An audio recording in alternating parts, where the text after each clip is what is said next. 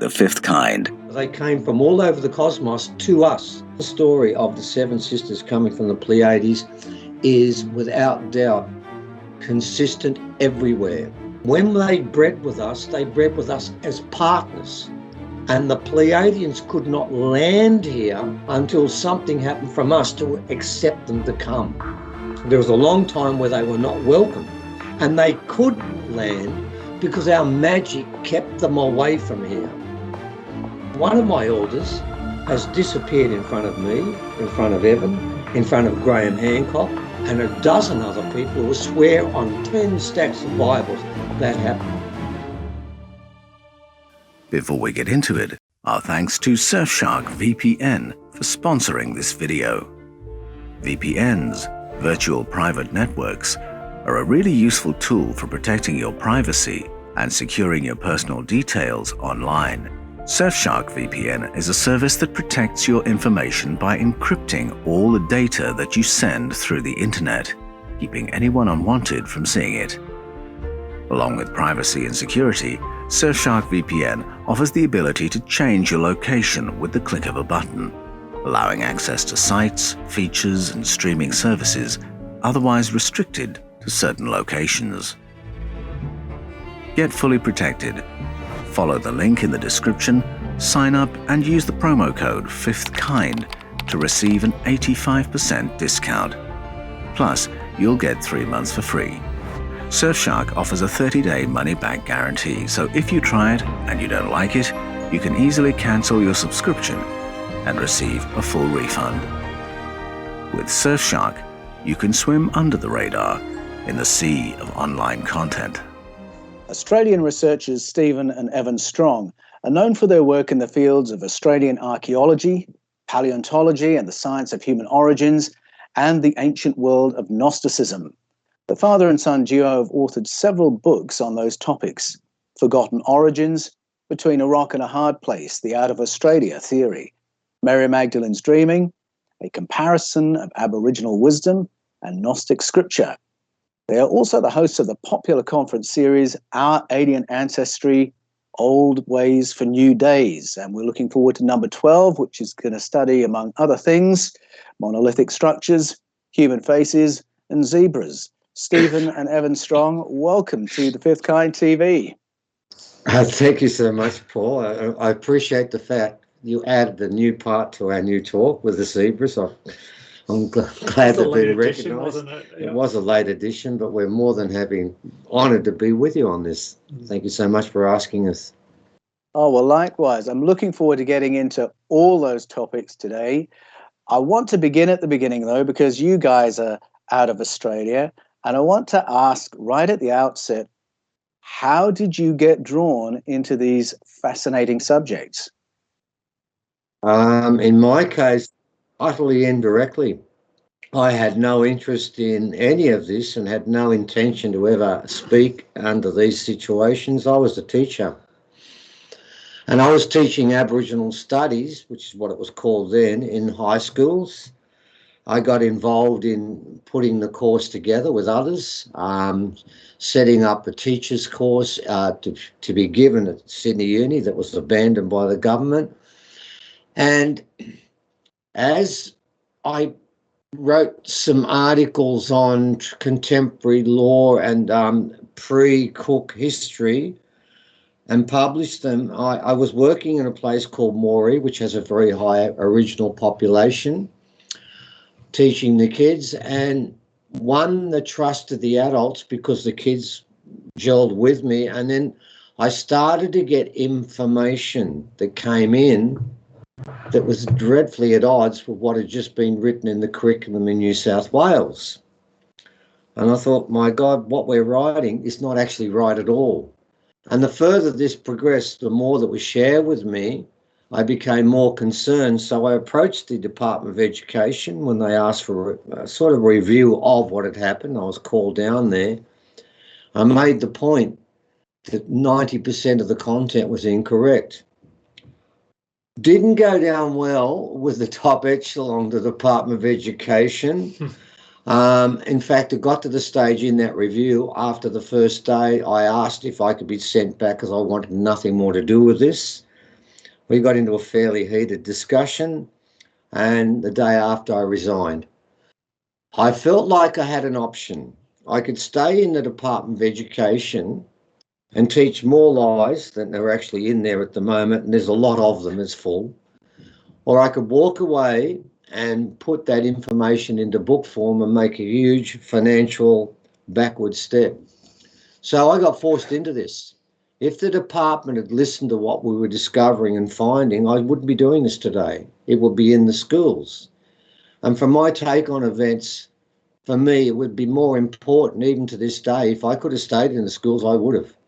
Because that's where you change things. I'm trying to change people who are 60, 70 and 80 that are set in other ways. It's very difficult. But grabbing children when they're still open to things before they become brainwashed was where I thought the real path laid.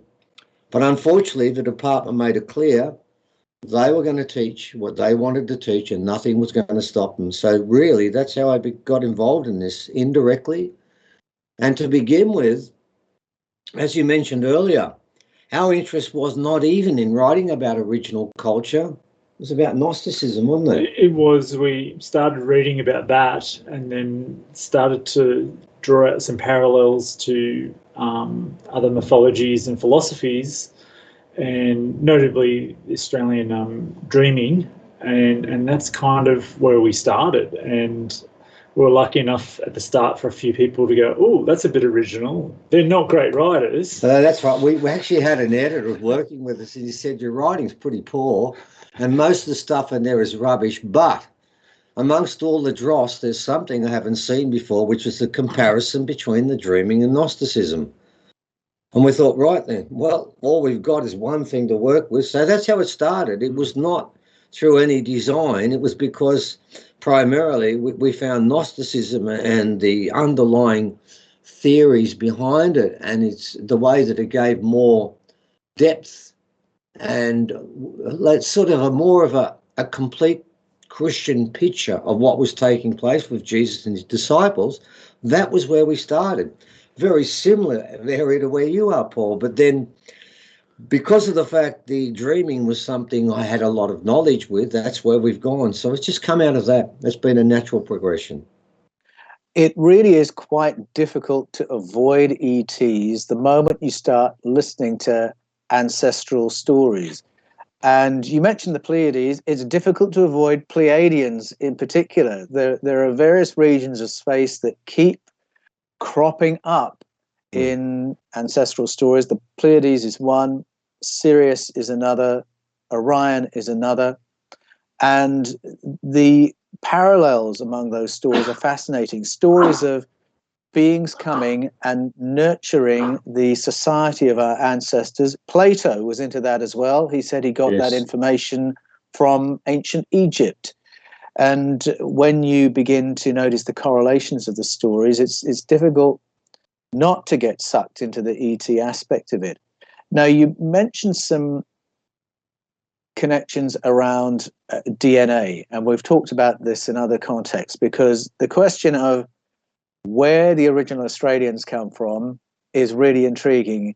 You said arrival, if they arrived, because I know that you have written challenging the general consensus that human origins come out of Africa. You put forward a quite different view. Tell us what you found, both in listening to ancestral story, but also in terms of paleontological finds.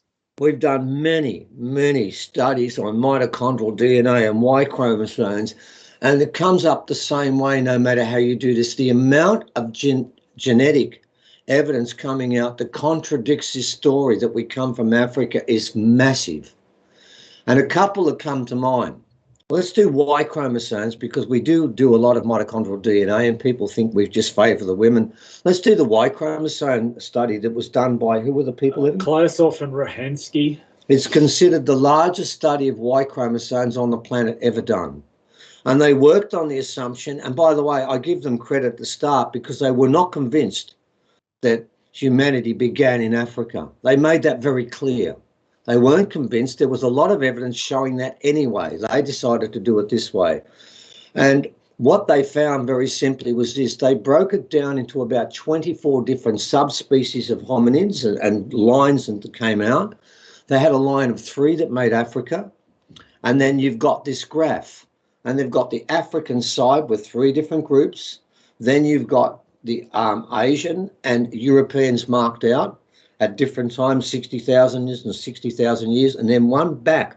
There is one dominant race that comes below all of them, and that's original, because there are only 4 races. And they made it clear. They said there is absolutely no proof that the Africans have any link to these 23 other races. They're completely different. They're on a different strand. Now, the original people have... Now, you've got to think about something, ladies and gentlemen. We're told the Africans are the largest race on the planet, the oldest race on the planet, and we come from there. And they refer to Lucy, who I didn't bring with me. No, I didn't. And they say, look, 3.6 million years, and there's another one very close by that might be 4.4. And they say, well, there you go. We got monkeys and we got apes and primates here, and here they are at 4.4. They now have hominids in Bulgaria and Greece at 7.2 and 7.4 million, and hominids in Siberia that are 9.8 million years old. Well, hang on for a sec. That's a problem.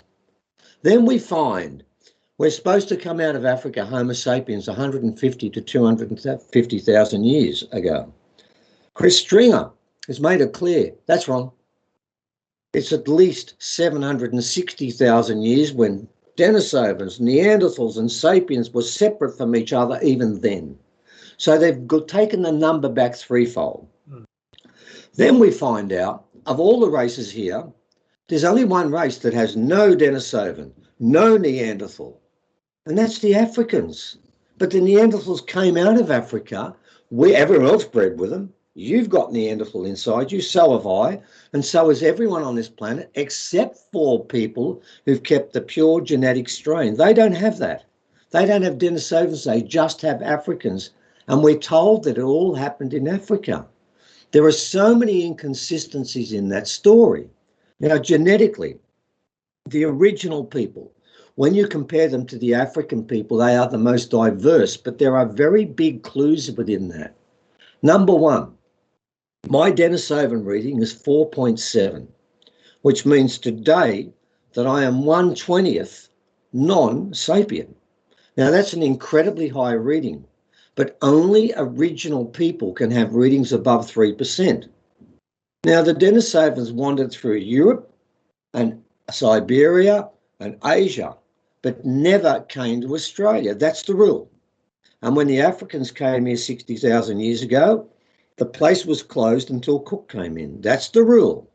Well, why am I 4.7? How is that possible?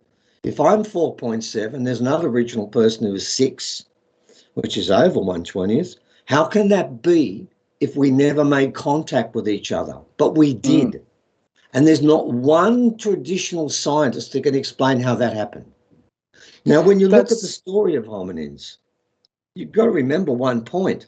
When I was a kid, we had a picture I was given. We've all seen it, of the Neanderthal bent over like this, and we stand up straight, don't we? Neanderthal carries a club. We carry a spear because we're smarter than them. Do people know that that model was taken from the first Neanderthal ever found, which is called Old Man, and he was crippled with arthritis? Why was he bent? Because he couldn't stand up properly, ladies and gentlemen.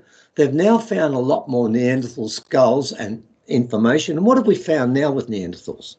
Number one, 3 days ago it was announced they found art, Neanderthal art, that is 51,000 years old. Where'd that come from? They were supposed to be dribbling in a cave then. We now know that in their villages they had a hot water service running through there. When you look at the skull of a Neanderthal and compare it to a Homo sapien, we are pygmies. We don't have the same size head as them. Now we've found, since that beginning, there are now at the moment 14 different hominins.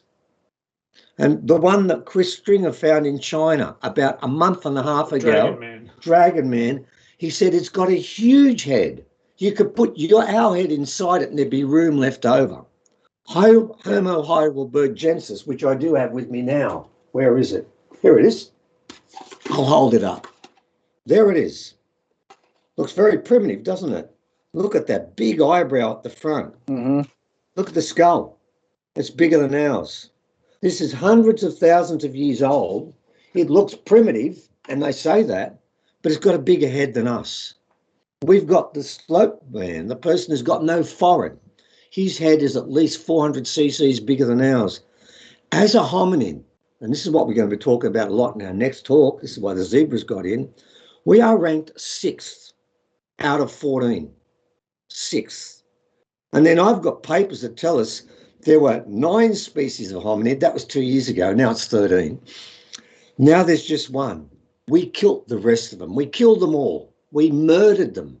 He made it clear we are hot-wired to become homicidal psychopaths, and we just killed them for the fun of it. That's what we're told we did. Now, that's a story they've created now because they have to. They just can't understand it. We did a paper I've just put up, and we reviewed 7 different papers that have come out in the last 2 years and 6 in the last year. And in 4 of them, the main writer or the main reporter said that we've got to rewrite the history of humanity. It is wrong. Yes. That they won't go further. But here's the point, Paul. If you go to every school in Australia, every university, they're still telling us the story about Neanderthal walking around bent over, which is, we now know is utterly incorrect. Yes. And we know that Denisovans were making magnificent jewelry 70,000 years ago that you'd buy in a shop today. Neanderthals were living in villages with hot water systems. And what were the sapiens doing then? Sitting in a cave, dribbling and putting a bit of rock together and making a spark and saying, I've discovered fire. And our mate down the road has got a hot water system going on and we discovered fire. What we're finding through the science, the genetics, the Y chromosomes, is that this narrative they've made up, they are telling you it's wrong. There's a great quote. So in one of these ones where it says, there used to be a tree of evolution. Now it's a dense, intertwined bush. And we just don't know where the branches are going anymore. So that's what right. we're finding, sorry, mate. Well, it's just fascinating, isn't it? What gets taught in schools changes so slowly, but there have been so many discoveries. I love that quote that you just finished with, because clearly it's all out there in the public domain now. The story of human development is far more complex and interesting than that single line gradual evolution, conquering of the weaker species that really came out of that classic Darwinian model. That has broken down. And I think it's fair to say that the out of Africa theory has broken down with that as the picture has filled out. But it will be a generation at least, I think, before that information filters into our schools. And I just want to mention... There's a way around this. There is a way around this, honestly. There's a way that people can see through this now, today. And they haven't seen it.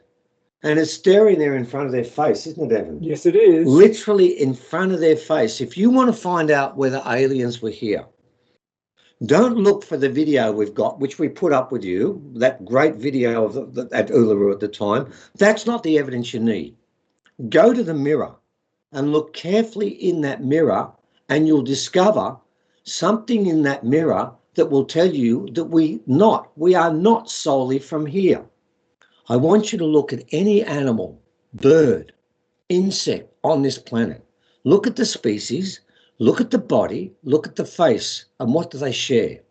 There are minor variations, yes, but do they share the same genetic pattern each time that determines what their face looks like, how high they stand, their weight, and their diet? And he said, yes. I said, well, look around. That goes everywhere. But now what I want you to do is we've got 7 billion faces on this planet. What do we have? A forehead, 2 eyes, a nose, a mouth, and a chin. Right? I said, right. Why is it none of them are the same? Why is it we stand 0.5 metre tall or 2.5 metres tall? We weigh 40 kilos or 400 kilos. We've got different retinal patterns. We have different finger patterns. In fact, everything about us is hot-wired to go in the opposite direction of every other species on this planet. I said, why so? Why would that be? Why is it we're running differently? And you tell me, scientists, that we come from a mummy and a daddy chimp or something like that. But all the chimps today, all the gorillas today and the orangutans still maintain that pattern where there is a conformity in the way they present themselves. The male silverbacks all have silver, have basically the same face. There'll be minor differences. But with us, we've got those. Oh, hang on, it's not 6. I forgot to tell you, ladies and gentlemen, the new hominid that was found after the dragon man is another hominid related to us, but it doesn't have a chin. So what I'm starting to think about is hang on, and now we've done more studies on Neanderthals, we're finding that every one of them is different again. And I'm starting to ask myself, how can this come from a mummy and a daddy that have the same hot-wired face, body and everything, and they make children that contradict every genetic pattern that the whole of this planet works to? I say to people, the reason is simple. Is because we have genes that come not just from Denisovans and Neanderthals, but from off-world. And if you throw beings from off-world, and why is it one species prevailed and the other 15, 20, 25 didn't? I think they chose sapiens because we were genetically able to inculcate and hybridize with all their different genes and create a system where our bodies are hot-wired to, I don't look like you, Paul, and I don't look like Evan, but I made Evan and he looks nothing like me. Why is that? It's because when the monkeys make each other, they all look like monkeys again and their faces look the same. So you don't actually have to find a picture of a UFO and one hovering above us with them walking out to realize there are aliens. You don't have to look out. You have to look within. Our genetic pattern is so different. We've got a brain that works at the moment at 15 to 20%. If any other organ in our body worked like that, we'd be dead. Yes. Well, we are dead, but in a completely different way. Up here, it's been closed off. Now, what we've found, Kano told me this, all the stuff we're finding comes from a time. He always said the same thing, didn't he, Evan? He did, yeah. What did he say? A time when we had more DNA turned on. Well, he said it was just turned on. We had all our DNA turned on, which means, ladies and gentlemen, 100% of our brain was working. Now, this story of what I'm saying, there is nothing on this planet that runs along these lines. Nothing.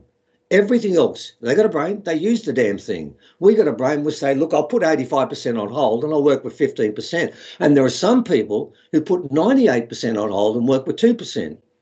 And some are our leaders. That's not a good idea, but anyway, we'll leave that alone. That's the point we've got to look at, ladies and gentlemen. It's not a matter of, really, this is the point.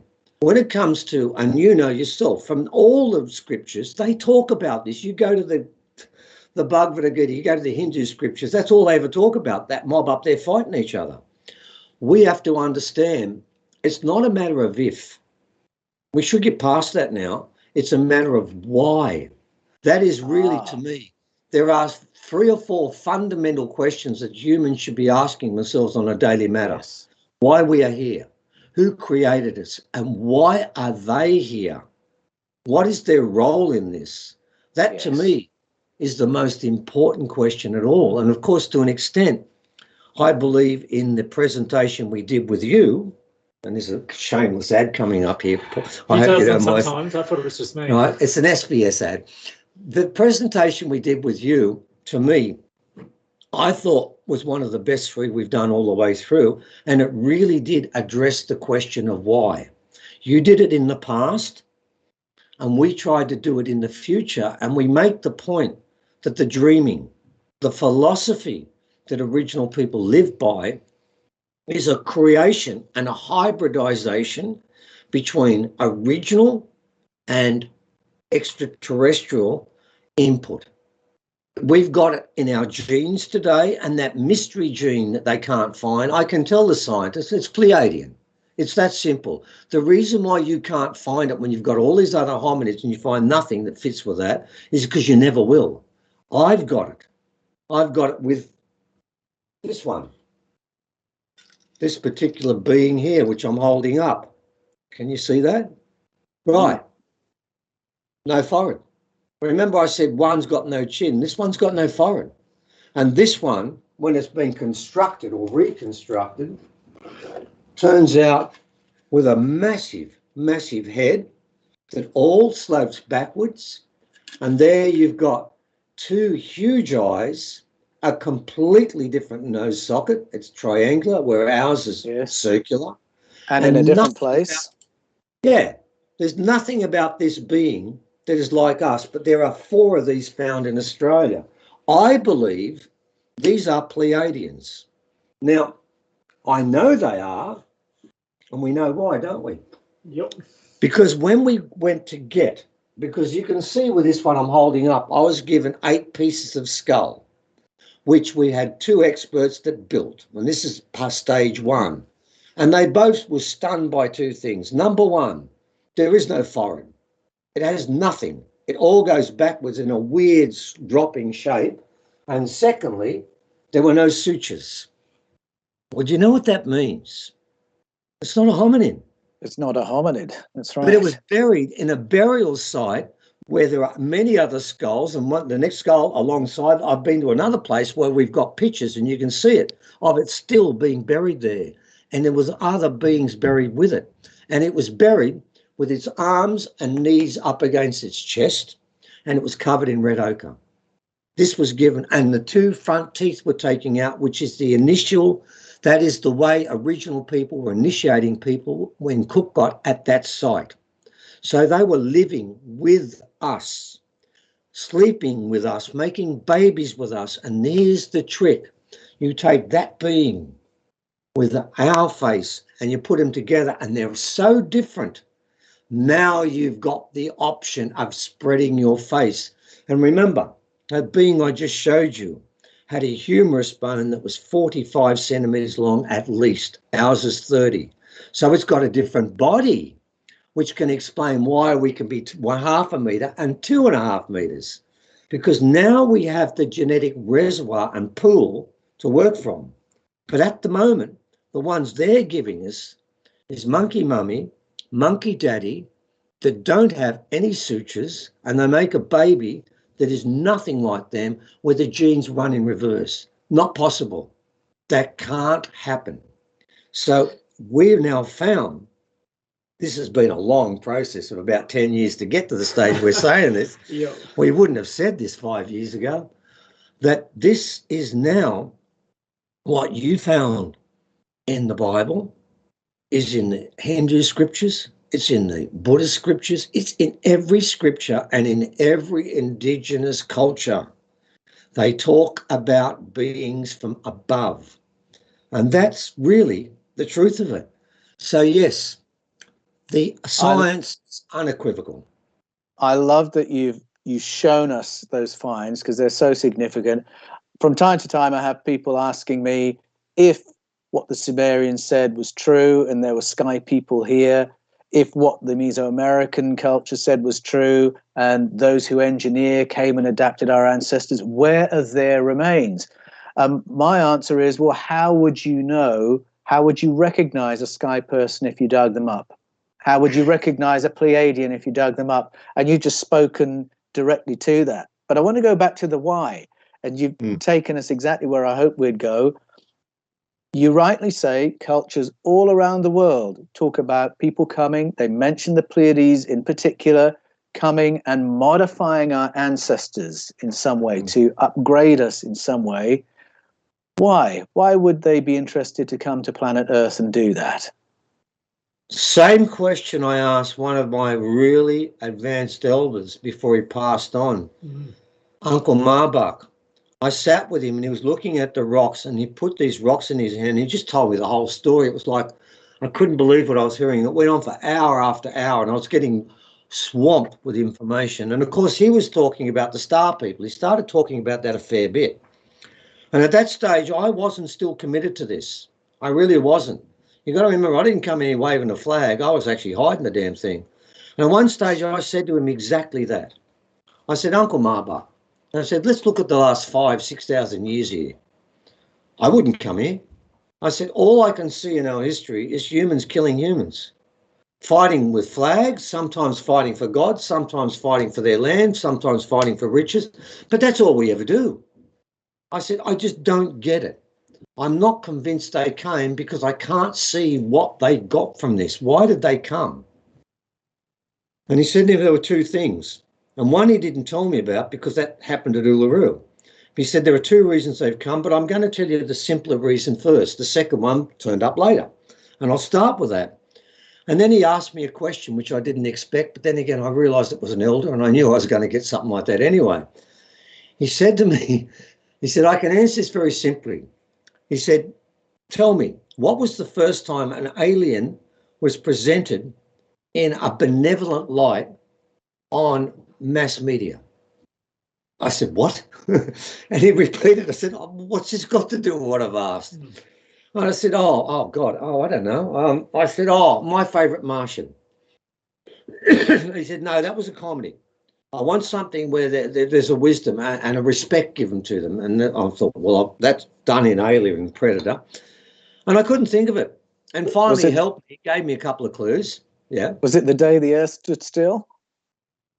Well, no, because that's actually a movie. This was a continual thing. He said it was something that's locked into everyone's psyche. We all know this being. You'll know this name when I tell it to you. And I thought, well, that's why I said my favourite Martian. He said, no, I want something more serious than that, and it's been around for a long time. He said, I'll give you a clue. The creator of this particular being said he was given this in a dream. He said it wasn't given in a dream. It was given to him by us, from those from above. And finally, he gave me another clue, and I got it. And he told me the guy's name was Gene Roddenberry. I said, oh, Star Trek, it's Dr. Spock. He said, now, I want you to think of Dr. Spock as a Pleiadian. I said, why? He said, I want you to think about how he reacted with humans. He came to them, but he never fully understood them. And the part he didn't understand in particular were their emotions. Remember, Dr. Spock was very dry, very rational, always doing the right thing. He understood what was right and what was wrong better than we ever did. But the emotion, and he said there was one emotion that has drawn them all to this planet. Which one was it? I'm thinking, right, aggression, jealousy, violence, psychopath. I'm going through all the obvious one. And I finally said it was love. He said, yes. Time after time, you would find that these humans would lay down their life for another being. That is irrational to Dr. Spock, but he was drawn back to it. He wanted to understand why is it the humans in particular are on a planet unlike any other planet in the system anywhere that is full of two attributes. It creates love and magic. And the beings that are within that become part of that. They don't know it, but they crave love. Even animals, if you've got a pet, a dog, a rabbit, or a cat, there will be times when it craves love. It's something hot-wired into us. He said they have come to learn about love. They've come to learn how is it a human that doesn't even know if they exist past the point they die would die for another being. He said that is selfless love that they want to share in, and they want to feel and understand how we did that. Yes. They'd also come and shake their head in utter despair about the fact that we go from selfless love to unbridled violence where we kill others, because that's how we're made. We are receptive to the full gamut of this planet. He said that's what drew us here. That was the first reason. The second reason we didn't know until last year at Uluru on the 21st of December. And that one was what they call the event. And that was the other reason they came here, because if Uluru was turned on that day, that ripple effect would run throughout the cosmos and would create a healing that would run in all directions forever. And that was the other reason they came here and inbred with us, because it was, well, I know this sounds a bit like Hitchhiker's Guide to the Galaxy with Douglas Adams, and the answer may well be 42, I don't know. But my understanding is why they came was to try and create a place where all beings from all over the cosmos could find a way to live with each other in peace and harmony with this love in the background. Now, what's been happening is we've been blocked, we've been denied that access, we've been made fearful, we've been made scared time after time. And when you are fearful, you never think. Your mind goes on a vacation to Mallorca or to Great Keppel Island, but it's not with you anymore. You are now into flight or fight. I do not think, I react. I'm scared of you, I will kill you. That's what can also happen. We are such a mixed bag of all sorts of emotions, but it's an experiment of the cosmos where they're trying to find a place where everyone can take the knee for every race and every being.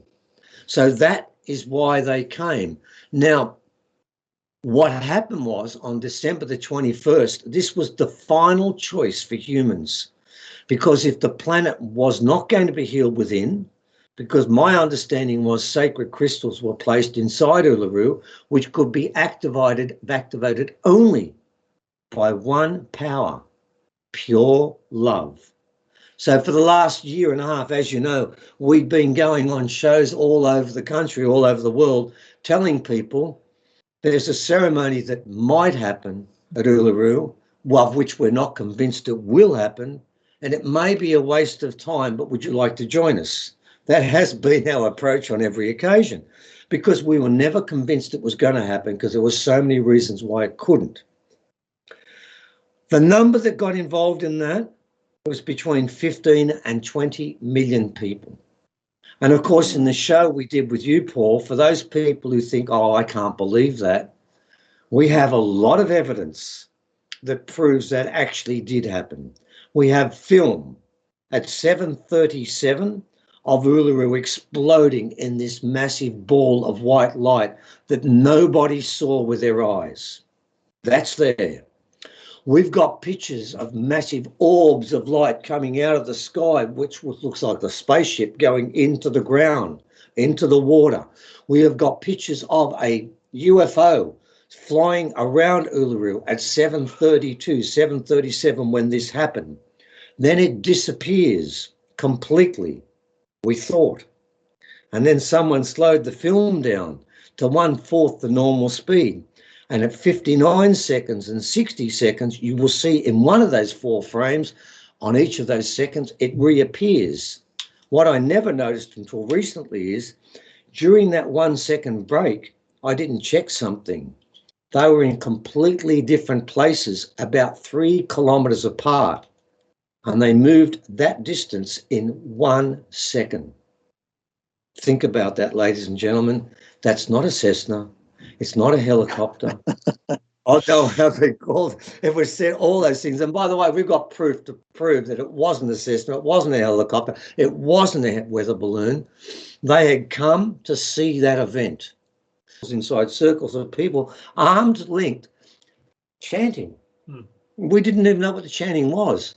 They went utterly tribal, communal, and they were creating an energy force of themselves together that was far more powerful than any of those people individually. And they had turned into exactly what the future will be.